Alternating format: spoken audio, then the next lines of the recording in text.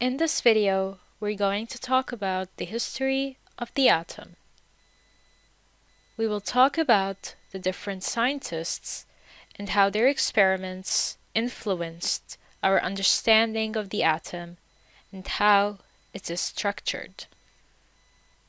The first major theory is the atomic theory, which explains that everything is made up of tiny particles which can't be broken down any further.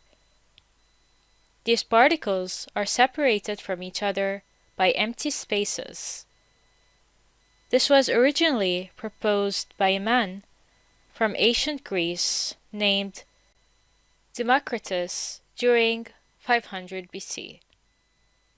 Then after 2,300 years later, during the 1800s, another scientist called John Dalton improved Democritus' idea.